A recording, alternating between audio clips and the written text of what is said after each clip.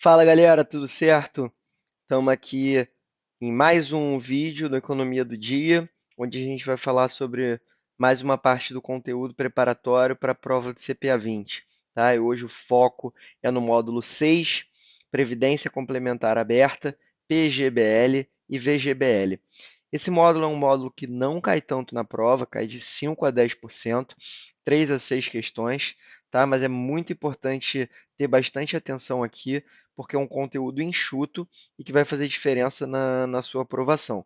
Então, foco aqui na diferença entre PGBL e VGBL, em alguns conceitos aqui nas taxas que podem ser cobradas em previdência complementar aberta, tá? E nos tipos de tributação, né? Regressiva, progressiva, tá? É muito importante ficar atento a isso, beleza? Então, eu vou direto ao ponto aqui. Agora vai ser bem rápido esse vídeo, são 3 slides só, a gente conseguiu resumir esse conteúdo do módulo 6 em menos slides, né? E sendo bem sucinto aí, só com filé, que a gente costuma brincar, mas bem direto ao ponto, realmente, com o que cai na prova, beleza? Então, só recapitulando aí lá do módulo 1, né? Quando a gente está falando de previdência complementar aberta, o órgão regulador, o órgão fiscalizador é a SUSEP, né? E o órgão normativo é o CNSP, Conselho Nacional de Seguros Privados. Beleza? Então, tendo lembrado isso, vamos começar aqui. Então, acho que a primeira coisa que a gente precisa fazer é distinguir dois conceitos, né? Previdência social e previdência privada. Previdência social é o benefício pago pelo INSS, né? Então, uma forma de seguro administrada pelo governo que serve para pagar aí as aposentadorias, né? E os benefícios de invalidez, gravidez, né? Acidente, doença, enfim, todos os benefícios que o INSS paga para pessoas que têm necessidades especiais. A previdência privada, ele é um investimento opcional, né? Então, cada indivíduo tem a opção de fazer ou não uma previdência privada. É uma poupança de longo prazo, né? Para o acúmulo de reservas. E aí, quando a pessoa se aposenta, ela tem direito a esse benefício. Tá? Mas isso aí cada um faz por conta própria, por isso se chama previdência privada, é completamente diferente do INSS, que todo mundo contribui quando tem carteira assinada. Beleza? Então, vamos aqui direto a alguns conceitos, né? É, em relação principalmente às taxas, né, que podem ser cobradas nesses planos de previdência privada. Tá? Então, a primeira coisa que a gente tem que entender é o conceito de taxa de administração. A taxa de administração, ela envolve todas as despesas com a gestão financeira. Isso aí incide durante toda a fase de contribuição. Então, os planos de previdência, né, eles exigem normalmente uma contribuição mensal.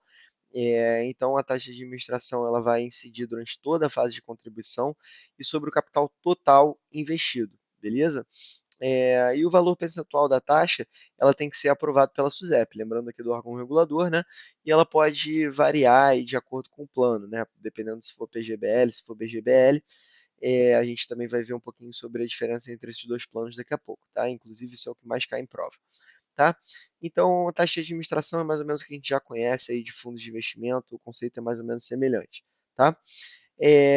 Agora, a taxa de carregamento.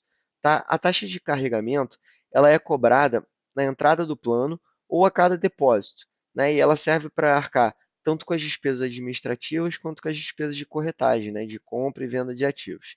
Beleza? E aí, o máximo que se pode cobrar é de 10% de taxa de carregamento, mas como o mercado é competitivo, né? Isso não é muito normal. Porque, bom, se você cobra muito caro, ninguém vai querer entrar no seu plano. Tem vários planos, né? Então, isso não é tão comum no mercado. Tá? Então, existem 3 formas de taxa de carregamento: antecipada, postecipada e híbrida. Tá? Então, a antecipada é quando você paga no momento do aporte. Isso aí vai diminuindo conforme o montante de depósito aumenta. Né? Então, um percentual do volume que você deixa lá aplicado no momento que você faz a aplicação, só que conforme você bota mais dinheiro, esse percentual cai. Beleza? Então, essa é a forma antecipada de taxa de carregamento. A forma de postecipada de taxa de carregamento, ela vai incidir apenas sobre o resgate, né, ou sobre a portabilidade, ou seja, quando você não quer mais participar daquele plano, ou você vai pedir o seu dinheiro de volta, ou você vai fazer o que a gente chama de portabilidade, que é migrar para outro plano, tá? Então, quando você resolve sacar o seu dinheiro ou transferir esse dinheiro para algum outro lugar, para algum outro plano, você vai ter essa cobrança, tá? E isso aí, essa cobrança ela também diminui em função do tempo de permanência no plano, tá? Então a diferença aí na taxa de carregamento antecipada para pós-antecipada é essa. A antecipada diminui conforme o valor do dinheiro que você aplica aumenta. E a pós-antecipada ela diminui conforme o tempo de investimento, ok? E aí, por último, a gente tem também a taxa de carregamento híbrida, que é uma cobrança dupla, né? Tanto na entrada quanto na saída do plano, ou seja, tanto na aplicação quanto no resgate ou portabilidade. E aí pode diminuir tanto quando você aumenta o capital disponível, quanto você aumenta o aporte de capital, tanto quanto você aumenta o prazo de permanência. Tá? Então a híbrida é um mix aí da taxa de carregamento antecipada e da taxa de carregamento post-antecipada. Bom, e aí a gente passa para o conceito de portabilidade, né, que eu acabei já falando no slide anterior, mas a portabilidade é o seguinte, é quando você transfere total ou parcialmente recursos entre planos de previdência, tá? E a outra coisa é o seguinte, que isso é muito importante e sempre cai em prova, isso aí é questão certa de prova. Não é permitido mudar de modalidade. Se eu quiser mudar de VGBL para PGBL ou de PGBL para VGBL, eu não posso, tá? Nesse caso, o que o investidor tem que fazer é fazer um resgate, pagar o imposto, tá?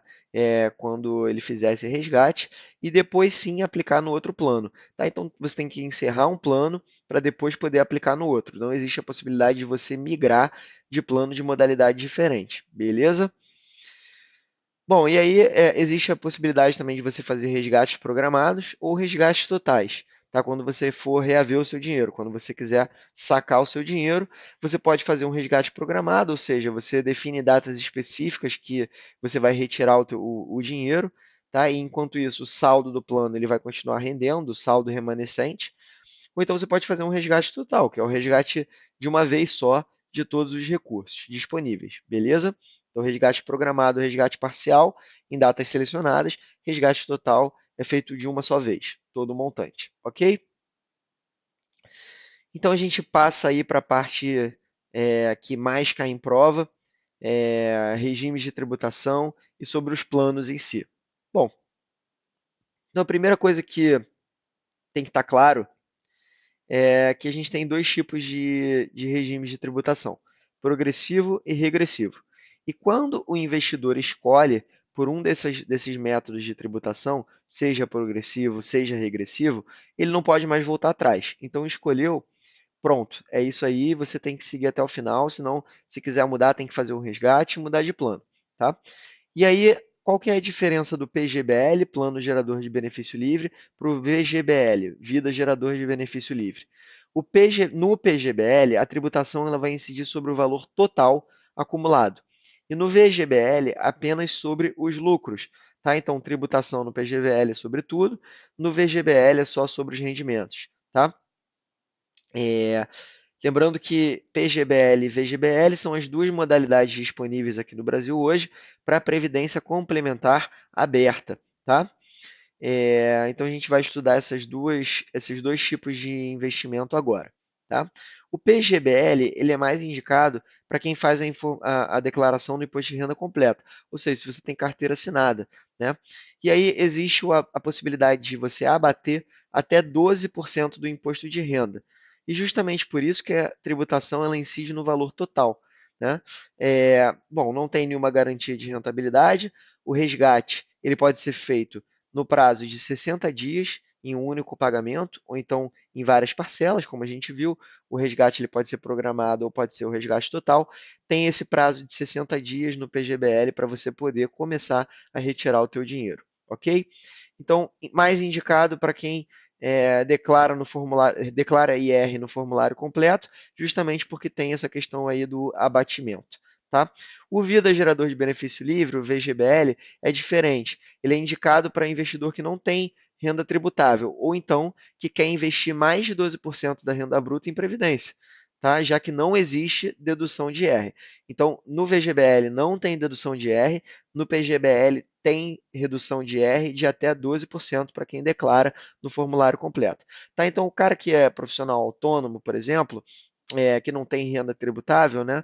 Ele pode usar, para ele vai ser mais vantajoso o VGBL, tá? Ou então, ou então o cara que tem renda tributável, né? Enfim, tem carteira assinada, mas quer investir 25%, 20% da renda em previdência, né? Então, para ele é mais indicado o VGBL também, tá? Porque aí ele supera aí esse valor de 12%, tá? E bom, como eu falei, não existe dedução de R, também não tem garantia de rentabilidade em nenhum tipo de plano de previdência, tá? E os prazos de resgate no VGBL vão variar de 2 meses a 2 anos, sendo que após o segundo ano, eles passam a ser efetuados também, a poder ser efetuados também em janelas de 2 meses. Tá? Então, diferenças aí do PGBL para o VGBL. PGBL, primeira coisa, abatimento de IR de até 12%, por isso indicado para investidores que declaram no formulário completo. Tá? Resgate após 60 dias, pode ser programado ou total. VGBL, não existe dedução de IR, então é indicado para quem não tem renda tributável ou para quem vai investir mais de 12% da renda bruta em previdência. Tá? E sobre o resgate, os prazos eles variam de 2 meses a 2 anos, e após o segundo ano, várias janelas de resgates a cada 2 meses. Ok? E aí agora a gente fala, por último, sobre os regimes de tributação. Como eu falei, a gente tem dois regimes de tributação, o regressivo e o progressivo. O regressivo, ele é mais indicado para quem quer investir no plano por mais tempo, né? Então, se você repara que a alíquota de R ela vai caindo, né? Conforme o tempo de aporte aumenta, então até 2 anos 35%, depois 30%, de 2 a 4 anos, 4 a 6 anos 25%, 6 a 8 anos 20%, 8 a 10 anos 15% e mais de 10 anos 10%. Tá? E o regime de tributação progressivo ele é indicado para quem está investindo num prazo menor, né? Ou então, se o investidor tiver o objetivo de investir em previdência para complementar a renda, mas a renda dele não vai ultrapassar a alíquota de 7,5%. Repara que tem duas alíquotas no regime progressivo que são menores que a menor alíquota possível do regressivo. Quando a gente está falando de um tempo de aporte de mais de 10 anos no regime de tributação regressivo, a alíquota de R é de 10%. Né? Essa é a menor alíquota de R possível no regime regressivo. Tá? E ainda assim, existem duas alíquotas no regime progressivo que são mais interessantes do que a melhor alíquota do regime regressivo. Tá? Que são a alíquota zero, né? Quando a sua base de cálculo é menor que 1.903,98 ou 22.847 por ano. Tá? E quando a alíquota é de 7,5%, né? Quando a gente está falando aí numa base mensal de R$ 1.903 a R$ 2.826. Tá? Então, o regime progressivo ele vai ser mais indicado ou para quem está investindo no curto prazo, porque aí, nesse caso, ainda que você tenha uma base de cálculo alta, né, com valor alto para justificar aí no plano, mesmo assim a sua alíquota ela vai ser mais baixa do que no plano regressivo. Tá? Então, indicado nesse caso seja o investidor que queira investir num prazo mais curto, ou então caso a renda mensal não ultrapasse essa alíquota aí de 7,5%. Agora, outra coisa importante é o seguinte, essas duas tabelas, elas são disponibilizadas na hora da prova. Então, vocês não precisam se preocupar em decorar isso, beleza? Não precisa se preocupar em decorar esses números, essa tabela é divulgada pela Ambima na hora da prova, ok? O que precisa entender é para quem é mais indicado cada tipo de plano. E para efeito de prova, a Ambima costuma cobrar muito os dois conceitos ao mesmo tempo, ou seja, tanto qual plano é melhor, PGBL ou VGBL, quanto qual regime de tributação, porque o investidor tem que escolher os dois. Ele tem que escolher o plano, se ele quer o PGBL ou o VGBL, e qual tributação ele vai escolher, se é regressiva ou se é progressiva. As questões costumam cobrar esses dois conceitos de forma combinada, beleza? Então é isso, pessoal. Hoje a gente vai parar por aqui. Esse vídeo é um vídeo mais curto, como eu falei. Esse módulo é um módulo que a gente não tem tanto conteúdo, mas ao mesmo tempo é uma coisa que pode confundir. É importantíssimo ter atenção tanto no regime de tributação quanto na diferença entre os planos e também na questão da portabilidade. Lembrando que não existe a possibilidade de fazer portabilidade entre planos de modalidades diferentes. E na medida que o investidor escolhe um regime de tributação, ele não pode mais voltar atrás, ok? Essas são as dicas que eu tinha para dar aqui por hoje. Agora, no mais, eu peço que vocês façam os exercícios do site, que estão bem completos, né? Eu acredito que todas as dúvidas vão ser esclarecidas ao fazer os exercícios lá, e depois olhar os comentários. Mesmo assim, se vocês tiverem ainda qualquer questão, é só entrar em contato com a gente lá no site mesmo, no contato@economiadodia.com.br, tá bom? Grande abraço e eu fico por aqui. Até logo.